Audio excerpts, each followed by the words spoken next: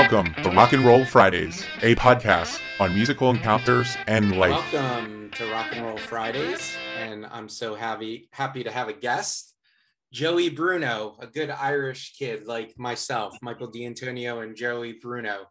Joey is from Philadelphia, which is awesome, and Joey is going to tell some stories today. He's got a great background in music, playing in bands, creating and being part of the Philadelphia music scene, and also the music scene in New York. So welcome to Rock and Roll Fridays, Joey.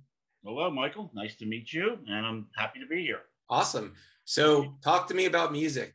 What is it about music that gets you going? Well, music to me it's a universal language. So especially in these times that we live in, I feel that music, lyrics, songs, and I know this because, especially lately, I've only recently, in the past 2 or 3 years, have gone onto Facebook and things like that and social media. And I see the impact that music has on people just through the comments that I receive and the positive impact. The positive impact. Oh, yes, absolutely. And then we had COVID, which everybody was locked down. So I guess I came into it at a good time. I came into it about 6 months or so before COVID kicked in. And, basically, so what I do, even there on Facebook, I just do music. I don't do religion or politics or anything. And it's really mushroomed. I mean, I could tell you, I started out from, very small beginnings. And, I see that people are actually, they're motivated to talk about music, and especially about their own particular histories with music and with what it means to them and the memories. The memories are really what I see it all the time. I mean, I post nothing but music, as I said, and I see in the comments, a whole thread will start. I mean, I don't even jump into thread. I just let them go. Their friends comes in, and then maybe a stranger comes in and says, oh God, I was at that show too. And everybody loves to talk about shows they've been to. The day they brought home the first Ramones album or whatever it may be, So I see that, that's one aspect of it. And then the other aspect of it for me is as a player, and throughout the 70s and the 80s and the 90s, I was a performing musician. I'm not at the moment. And I saw how it gets to people from that aspect too. And, from the stage, you can see, the way people are really moved by certain things, and sometimes they're not, and then you find yourself in trouble on stage. But other than that, it's just, for me, it's always been a motivating factor in my life. It's a spiritual thing almost with me, I would say. So, I live and breathe it. It would be, if someone wanted to say what's going to be on my tombstone, he lived and breathed music, and that's basically me. And that makes a good guess for Rock and Roll Fridays. And yes. To that point, you were, you lived in Philadelphia, you lived in New York. I assume you played in Philadelphia, you played in New York, and talk about playing in those cities and some of the places you've played. And okay, well, first of all, I was a failure in New York. So we'll get that out of the way. I made a couple of auditions. I auditioned for Steve Forbert. I don't know if anybody remembers him. He had a couple of hits. And I auditioned for, I can't remember. There was somebody else. And then I hooked up with a girl up there who was kind of like a Laura Nyro type. She was a piano and vocalist kind of thing. And we worked together for about 6 months. And it just didn't seem to be going anywhere. And it was very hard. I was working a waiter job, and I was a file clerk. I lived at 44th and 6th, so I was literally in the middle of Times Square. It was just, it was very expensive to live. I mean, back then, this is in 1979. So we'll just put that part aside. My whole, music history is based in Philadelphia. So a quick rundown is I started playing in 1968.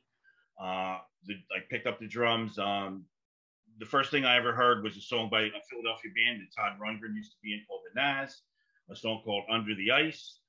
I heard the drums by Tom Mooney on that song, and I knew what I wanted to do the rest of my life. That's awesome. So I sold my 3 aquariums, and with the money, I bought a little cheesy set of drums. And by 1971, I was playing in bands, forming little bands in my neighborhood. I did that for the early 70s, and in the mid 70s, started getting very serious, doing original music with a lot of different players, and had a band called White Rose, and we did pretty good. We opened for Ken Queter a couple of times in the 70s, and we started doing pretty well. Awesome. And like everything, it kind of disbanded. And so then I moved on from there, and around 1980, 79, 80, the new wave punk thing started coming in. And up till that point, I was always into, I'm a multi-genre listener and player. I love to play all types of music. I love to listen to all types of music. I could play the Sex Pistols, Emerson, Lake and Palmer, and jazz rock fusion in the same playlist, and I'm perfectly happy. So around that time, I started to get really immersed into the new wave punk scene, and there was a club in Philadelphia called the East Side Club, which is, has a lengthy history here. It's legendary. It was the most phenomenal club. I mean, in the space of 5 years, I can't even tell you the things I saw Duran Duran there in 1981. There, 250 people the place held. A year later, they were playing Spectrum, sold out 2,000. So, those kind of stories are all coming from there. The Stray Cats, Simple Minds, it's incredible what we saw in that club. And that was basically my hang, for 4 or 5 years. Around that same time, I started to get involved in the business side of music. So I ventured into that, and I started promoting shows. I did 12 shows under the banner Futurama, which was basically a festival type thing. So we would have anywhere from 5 to 10 bands a night. And it was either up and coming bands that really didn't have a following yet, or bands that had a following that wanted to do side projects. So we would do that. Then I started doing personal management. So I was managing a band called Dance Factor, who we went pretty far. For 3 years, I managed those. Modern Cities, Radio Rodeo. They were the 3 bands that I was managing. And I was booking shows too. I was promoting. So I did all that up until, the late 80s, and then I went back to playing again, a couple of bands, and so the story goes. So that's basically it. I stopped playing out in the late 90s. I really haven't played out since then. And what I basically am now, what I like to call myself, is a music archivist. So, and that's where Philadelphia comes in. I'm really into archiving and promoting Philadelphia's past, present, and future of the music landscape. Which is the Philadelphia sound, and it encompasses a lot of things. You got Philly soul. You have a hardcore punk movement here that was phenomenal in the 80s. I mean, David Bowie recording Young America. David Bowie here. We had Live Aid here. Elton John writing Philadelphia Freedom. And this is the funny thing. We can sit here and talk all this, it all sounds great, but Philadelphia is not really recognized. We are not recognized on the level that a New York City, a Los Angeles, a Detroit, even places as small as Austin, Texas, and Athens, Georgia, have a bigger cultural impact than Philadelphia. And it's just not. This is been my drive now for about the past year, and it's a little bit of a struggle. I'm having a little bit of a hard time with it because, that being said, and I'm not going to mince words with you, we are very apathetic here when it comes to this kind of thing. Not so much the fans. The fans are very enthusiastic and very into it, but the bands and the musicians and the artists themselves have always been kind of a splintered thing, and that goes way back, So I'm trying to get this all collated and into one place, which is why I started Philadelphia's Music Connection. It's a Facebook page right now and a YouTube channel.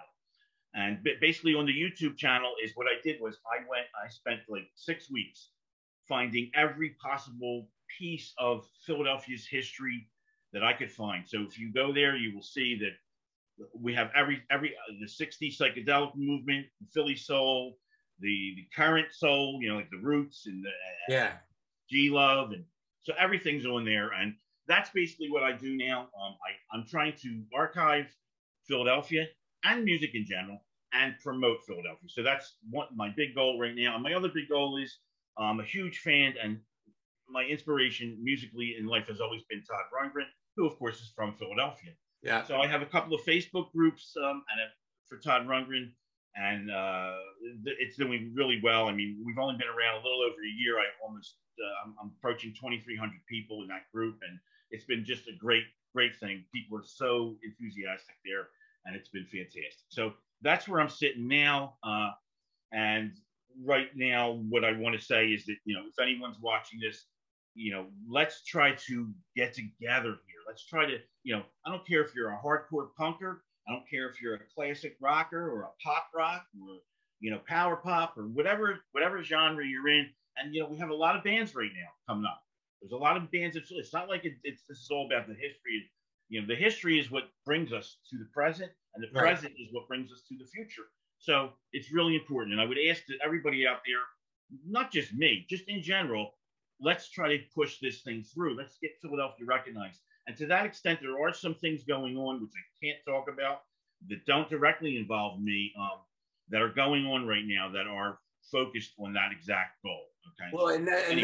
that's you see it in the Philadelphia area, right? It's like, oh well, someone went to Live Aid at JFK. Someone saw a show at the Spectrum. So someone saw a show at JC Dobbs. Someone saw a show at the Troc or the TLA, right? These great musical venues, right? The Electric Factory, right? And it's whether the bands are different, the venues stay the same, and that's what's the cool experience and the collective experience, that you could see a punk rock show at one venue and the next night there would be jazz, right, or soul. And that is we did that for the longest time in the 80s. Let me tell you, the height of in terms of venues for live original bands to play in this city was from around 79 to around 86.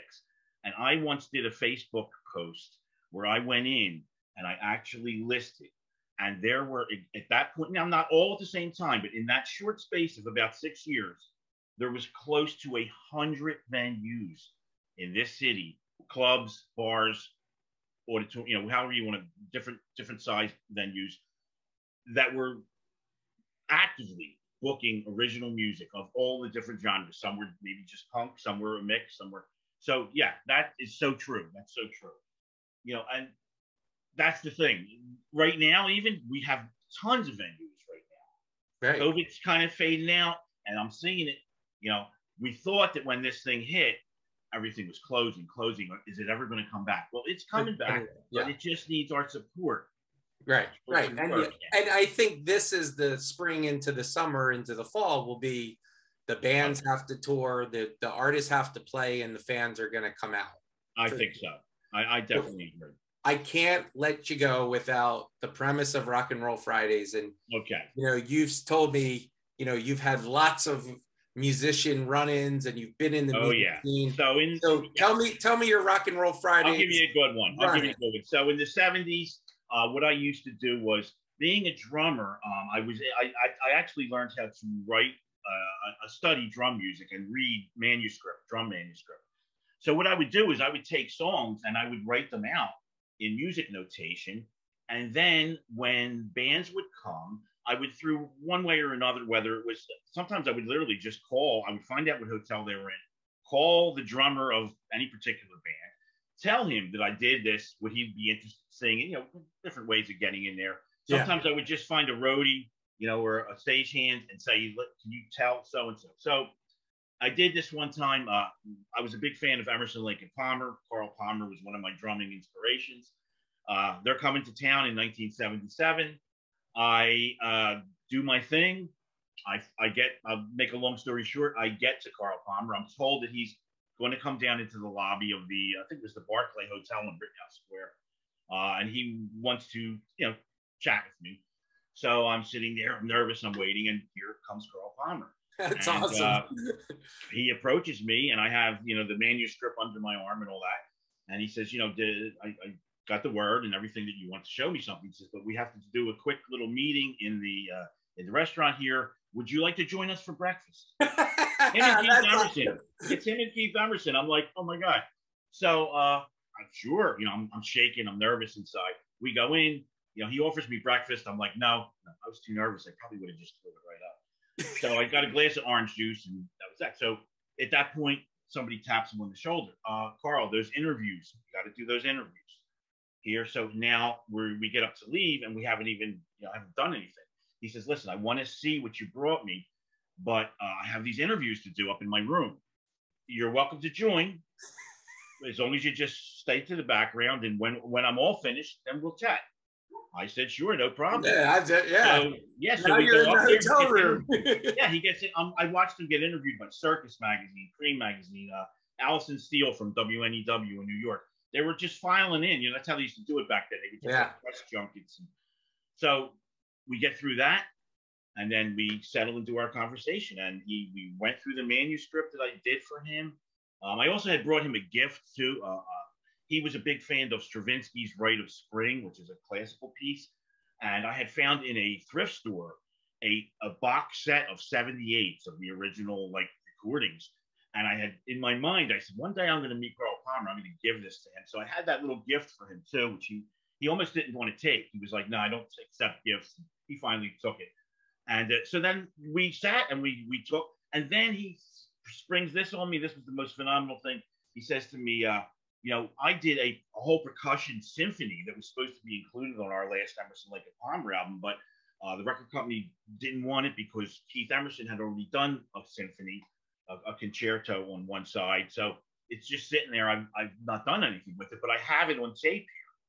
So we literally sat down. He brought out a tape deck, a boombox looking type thing, and he puts a cassette in, and he goes, and I have the manuscript, and he puts the manuscript up, and he sits down, or I sat down. He was behind me, and he hit play, and he's like, okay, here we are. And he's going through the manuscript with me. And I, of course, was able to read drum notation.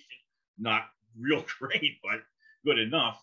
And we did that, and we followed through, and we chatted music, and we chatted drums, and it was just the most phenomenal. I mean, it literally wound up being, I got there probably around 10:30 that morning, and I left his hotel room at 3:30. So that it was is 4 or 5 hours. That is so cool. And on the way out, he gave me a pair of his signature sticks that he had used the previous night, because they played 2 nights. So this was they played, and that was the great thing. So I saw them perform the night before. Now I hang out with him for 4 hours, and what do I have to look forward to? The second night show, and watch him perform. So it's just incredible. It's one of a million I have. I have so many of those stories. That's my favorite one. Rock and Roll Fridays will definitely have you back, because you are a musician, a Philadelphia promoter of music, which is amazing, and obviously telling your great Rock and Roll Friday story, which is a good one. That is, anytime you get to hang in the hotel room and be told stay here is a good thing. Yeah, believe me, I was like this the whole time. I could say I was kind of starstruck. I really was. Yeah. That is awesome. Well, Joey, thank you so much for being on Rock and Roll Fridays. Michael, thank you so much. And I hope you do have me back, because I have so much more to tell. Awesome. All right. You take care now. Bye-bye. Bye-bye.